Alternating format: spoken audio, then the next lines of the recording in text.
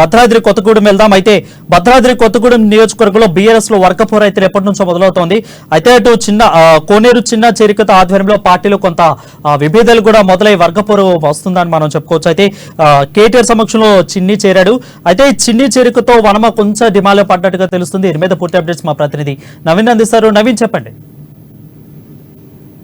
Thank you Varun. Bhadradri Kothagudem జిల్లాలో అయితే అధికార బీఆర్ఎస్ పార్టీకి సంబంధించి అన్ని నియోజకవర్గాల్లో కూడా వర్గపోర్ అనేది బహిర్గతం అవుతుందని కూడా చెప్పొచ్చు. ముఖ్యంగా మనం చూసుకుంటే కొత్తగూడెం జనరల్ స్థానమైనటువంటి కొత్తగూడెం నియోజకవర్గానికి సంబంధించి కొత్తగూడెంలో గత 2 రోజుల క్రితం ఏదైతే బీజేపీ జిల్లా అధ్యక్షుడిగా ఉన్నటువంటి కోనేరు చిన్ని ఈ యొక్క అధికార బీఆర్ఎస్ పార్టీలో అయితే పార్టీ కండువా కప్పుకున్నట్లుగా కేటీఆర్ సమక్షంలో అయితే పార్టీ కండువా కూడా కప్పుకున్నట్లుగా కూడా మనం చూడొచ్చు. అయితే ఏదైతే బీజేపీ అధ్యక్షుడిగా ఉన్నటువంటి కోనేరు చిన్నిని అధికార బీఆర్ఎస్ పార్టీలోకి సీఎం కేసీఆర్ ఆహ్వానించిన నేపథ్యంలో గత నెలలోనే అధికార బీఆర్ఎస్ పార్టీలోకి చేరబోతున్నట్లు ఆయన వెల్లడించిన నేపథ్యంలో ఇక బీజేపీ పార్టీ అయితే ఆయన పార్టీ నుంచి సస్పెండ్ చేసినట్లుగా కూడా చూడవచ్చు. అయితే అనంతరం ఏదైతే కోనేరు చిన్ని నివాసానికి జిల్లా అధ్యక్షుడు బీఆర్ఎస్ జిల్లా అధ్యక్షుడు అయినటువంటి రేఖా కాంతారావు కావచ్చు, అదే విధంగా అనేక మంది నాయకులు కూడా కోనేరు చిన్ని నివాసానికి వెళ్లి ఆయనని పార్టీలోకి సాధారణంగా ఆహ్వానించినప్పటికీ కొత్తగూడెంలోనే నివాసం ఉంటున్నటువంటి వనమ వెంకటేశ్వరరావు మాత్రం ఇప్పటి వరకు కోనేరు చిన్నితోటి అయితే కలవలేదని చెప్పొచ్చు. అదేవిధంగా ఆయననైతే ఈ యొక్క బీఆర్ఎస్ పార్టీలోకి ఆహ్వానించింది లేదు, ఆయన కలిసి నడిచింది కూడా లేదు. అయితే ఇది అంతటి కూడా చూస్తుంటే ఏదైతే కొత్తగూడెం నియోజకవర్గంలో రానున్న రోజులలో వర్గపోరు మరలా కూడా ప్రారంభమవుతుందని కూడా చూడొచ్చు. గతంలో మనం చూసుకుంటే ఏదైతే 2018 ఎన్నికల్లో మహాకూటమి అభ్యర్థిగా పోటీ చేసి గెలిచినటువంటి వనమ వెంకటేశ్వరరావు, అదే విధంగా బీఆర్ఎస్ పార్టీ నుంచి గెలుపొందినటువంటి జలగం వెంకట్రావు, వీరి 2 వర్గాల మధ్యలో కూడా అంటే వర్గపోరు ఉన్న చాలా కాలం కూడా నడిచిందని కూడా చెప్పొచ్చు. అయితే గత కొద్ది రోజుల క్రితం ఏదైతే హైకోర్టులో ఈ యొక్క తప్పుడు అఫిడవిట్ సమర్పించారంటూ కూడా వనమ వెంకటేశ్వరరావుపై హైకోర్టు అంటే అనర్హత వేటు వేస్తున్నట్టు, లేదంటే ఎమ్మెల్యేగా జలగం వెంకట్రావునే గుర్తించాలని కూడా చెప్పారు. అయితే జలగం వెంకట్రావుకి ఇటు అధిష్టానం నుంచి కావచ్చు, లేదంటే అసెంబ్లీ నుంచి కూడా అపాయింట్మెంట్లు రాకపోవడంతో అనంతరం ఏదైతే వనమ వెంకటేశ్వరరావు సుప్రీంకోర్టులో కేసు వేయడం, ఆ కేసు ఇప్పుడు నడుస్తూ ఉండటంతో అంటే జలగం వెంకట్రావు అయితే అధికార బీఆర్ఎస్ పార్టీని వీడే యోచనలో ఉన్నట్లుగా కూడా ఈ సంఘటన తోటి వీడే యోచనలో ఉన్నట్లుగా కూడా మనం గమనించవచ్చు. అయితే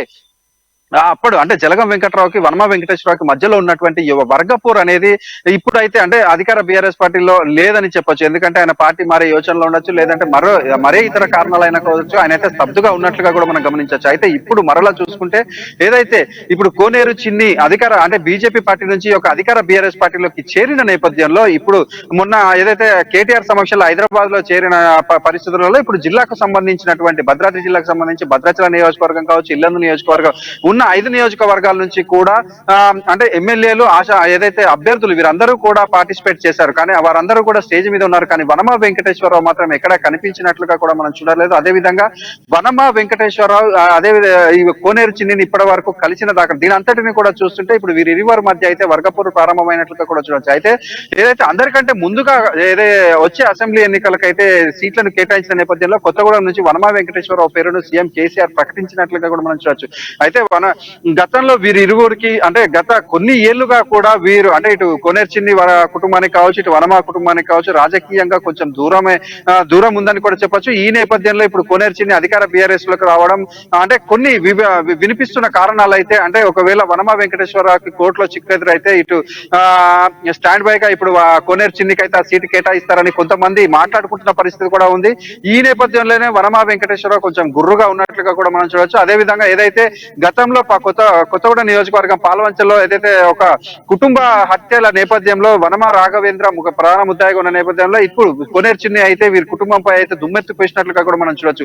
వీటన్నిటినీ చూసుకొని ఇప్పుడు వనమ వెంకటేశ్వరరావు అయితే కోనేరు చిన్నిని కలవడానికి సుముఖంగా లేరు. అదేవిధంగా ఆయనతో వీరిరువురు కలిసి పనిచేస్తారనేది అయితే ఎంతవరకు కలిసి పనిచేస్తారనేది ఒక ప్రశ్న అయితే ఈ యొక్క జిల్లాలో ఈ యొక్క కొత్తగూడెంలో అయితే తలెత్తుతున్న పరిస్థితి కూడా ఉంది. అదేవిధంగా ఏదైతే రోజుకొకరిని అధికార బీఆర్ఎస్ పార్టీలోకి ఆహ్వానిస్తున్నట్లు ఏదైతే ఇతర పార్టీలను దెబ్బ కొట్టాలని వేరే పార్టీల నుంచి ఒక పార్టీలోకి వారందరినీ కూడా తీసుకొస్తున్నటువంటి అధిష్టానానికి ఈ యొక్క చేరికలు అనేటివి తలనొప్పిగా మారే అవకాశాలు కూడా ఉన్నాయి.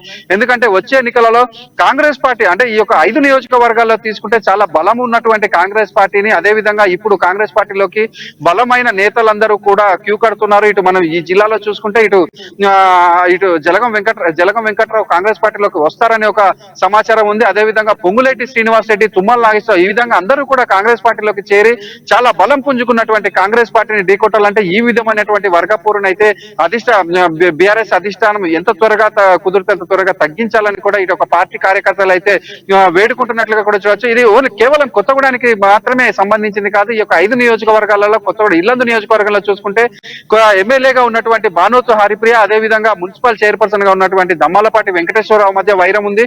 అదే విధంగా ఇప్పుడు మనం చూసుకుంటే ఏదైతే భద్రాచలంలో చూసుకుంటే తెల్లం వెంకట్రావుకి ఏదైతే కాంగ్రెస్ పార్టీ నుంచి అధికార బీఆర్ఎస్ పార్టీలోకి చేరి సీట్ కన్ఫర్మ్ అయిన నేపథ్యంలో తెల్లం వెంకట్రావుకి అక్కడ ఉన్నటువంటి బుచ్చయ్యకి వీరికి మధ్యలో కూడా కుదరట్లేదు. అంటే వారిద్దరి మధ్యలో కూడా ఈ యొక్క వర్గపూర్ అనేది నడుస్తుంది. అయితే ఈ నేపథ్యంలో ఇప్పుడు భద్రాచలం నియోజకవర్గంలో ఎమ్మెల్సీ బాలసాని లక్ష్మీనారాయణ కూడా అలకబూని ఉన్నారు.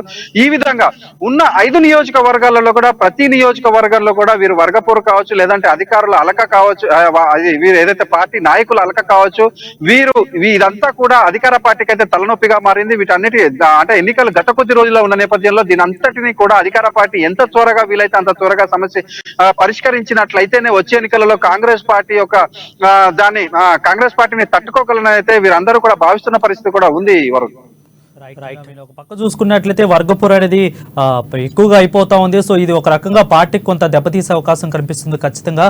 నెక్స్ట్ అసలు ఈ వర్గపూర్ ఉంది అని ఖచ్చితంగా హైకమాండ్ కి తెలుసా? ఒకవేళ తెలిస్తే ఎలాంటి బుజ్జగించే ప్రయత్నాలు చేసే అవకాశాలు ఉన్నాయి? అంటే ఇప్పుడు కొత్తగూడెం నియోజకవర్గానికి తీసుకుంటే కోనేరు చిన్ని అంటే బీజేపీ పార్టీ నుంచి ఒక బీఆర్ఎస్ పార్టీలోకి వచ్చినటువంటి కోనేరు చిన్ని చేరై కేవలం 2 రోజులు అయినప్పటికీ కూడా వీరు అంటే ఇటు వనమ వెంకటేశ్వరరావు తీరు, అదేవిధంగా కోనేరు చిన్ని తీరు చూస్తుంటే వీరి మధ్యలో అయితే రాబోయే రోజులలో వర్గపూరి ప్రారంభమవుతుందని అయితే స్పష్టంగా అర్థమవుతున్న పరిస్థితి కూడా ఉంది. ఇప్పుడు మనం వేరే నియోజకవర్గాలు తీసుకుంటే ఇల్లందు కావచ్చు, భద్రాచలం కావచ్చు, వేరే ఇటు అన్ని నియోజకవర్గాలకు సంబంధించి వర్గపూర్ అనేది అయితే అధిష్టానం దృష్టిలో ఇప్పటికే ఉంది. ఇల్లందు నియోజకవర్గానికి అయితే ఈ యొక్క వర్గపూర్ అనేది తారాస్థాయికి చేరింది. ఎందుకంటే ఇల్లందు ఎమ్మెల్యేగా ఉన్నటువంటి హరిప్రియకు సీట్ ఇవ్వద్దని అక్కడ ఏదైతే కేసీఆర్ సీట్లు అనౌన్స్ చేసే ఒక రోజు ముందు అయితే వీరందరూ కూడా సమావేశమై ఆ సీటు ఇవ్వకుండా ఉండాలని వీరందరూ ఒక తీర్మానం కూడా చేసుకున్న పరిస్థితి కూడా ఉంది. దీని నేపథ్యంలో అంటే ఇప్పుడు ఆ తర్వాత సీటు కేటాయించడం జరిగిపోయింది. అయితే అనంతరం వీరు కలిసి పని చేయట్లేదని చెప్పొచ్చు. ముఖ్యంగా మనం చూసుకుంటే ఏదైతే ఇల్లందు నియోజకవర్గ ఇన్ఛార్జ్ గా ఉన్నటువంటి వద్దిరాజు రవిచంద్ర ఇల్లందు పర్యటన నేపథ్యంలో దమ్మాలపాటి వెంకటేశ్వరరావు వర్గానికి సంబంధించి ఎవరు కూడా ఆ ఒక ర్యాలీలో పాల్గొనకపోవడం అయితే అక్కడ ఒక చర్చనీయాంశంగా మారిందని కూడా చెప్పవచ్చు. అదే అనంతరం వీరి ఇరువురు మధ్య ఉన్నటువంటి అంటే వర్గపురని గమనించినటువంటి వద్దిరాజు ఆ రోజు సాయంత్రం ఏదైతే ఒక ప్రైవేట్ షోరూమ్ లో కార్యక్రమం అనంతరం వీరిద్దరిని కూడా ఒకటే కారులో కూర్చోపెట్టుకుని వీరు మాట్లాడినట్టు, అదే విధంగా అనంతరం వీరు ఇరువురిని ఇటు ఎమ్మెల్యే హరిప్రియాని కావచ్చు, దమ్మలపాటి వెంకటేశ్వరరావు కావచ్చు, ఇటు జిల్లా అధ్యక్షుడుగా ఉన్నట్టు అంటే ఖమ్మం జిల్లా అధ్యక్షుడుగా ఉన్నట్టు తాత మధు, వీరు అంటే ఇటు రవిచంద్ర వీరందరూ కూడా కూర్చోబెట్టి సముదాయించే ప్రయత్నం చేస్తున్నారు. కానీ ఇవన్నీ కూడా అంటే ఈ వర్గపూర్ అంతా కూడా వీరు మాట్లాడితే సమస్య పోతుందా అనేది అయితే ఒక ప్రశ్నార్థకంగా మారింది. ఎందుకంటే గత కొన్ని రోజుల నుంచి వీరిద్దరి మధ్యలో అయితే ఈ విధమైనటువంటి భేదాలు ఉన్నాయి. అదే విధంగా అంటే మిగతా నియోజకవర్గాలలో కూడా మిగతా నియోజకవర్గాలలో కూడా ఇటువంటి వర్గ విభేదాలు ఉన్నాయి. అంటే వీరు పై నాయకులు అంటే ఇప్పుడు నియోజకవర్గానికి ఇన్ఛార్జీలు కేటాయించారు. ఈ ఇన్ఛార్జీలు వీరి మధ్య ఉన్నటువంటి యొక్క సమస్యల్ని ఎంతవరకు పరిష్కరిస్తానని అయితే ఒక ప్రశ్నార్థకంగా మారింది. అంటే వచ్చే రోజులలో అధికార బీఆర్ఎస్ పార్టీకి చాలా తలనొప్పి అని కూడా చెప్పొచ్చు. ఎందుకంటే రోజుకు ఒక కొత్త నాయకుడిని అయితే పార్టీలోకి తీసుకొస్తున్నారు. ఈ పరిస్థితులలో కొత్త వారితోటి మన పాత వారికి ఇద్దరికి అంటే వీరి ఇరువురు వర్గాల మధ్యలో గొడవలు జరగడం ఈ విధమైనటువంటి పరిపాటి జరిగిన నేపథ్యంలో వచ్చే రోజులలో ఎటువంటి నిర్ణయాలు తీసుకుంటారు అధిష్టానం అని అయితే అందరూ కూడా ఆసక్తిగా వేచి అయితే చూస్తున్నారు. వారు చూసుకున్నట్లయితే కొత్తగూడలో పూర్తిగా పరిస్థితి 2 రోజులైనా కానీ చిన్ని చేరి వర్గ విభేదాలు అనేవి తలెత్తుతున్నాయి. ఖచ్చితంగా రాబోయే రోజుల్లో ఇది ఖచ్చితంగా ఒక ఉత్కంఠకు దారి తీస్తుందని చెప్పుకోవచ్చు. రాబోయే ఎలక్షన్లో 3 నెలల ఎలక్షన్ ఉంది.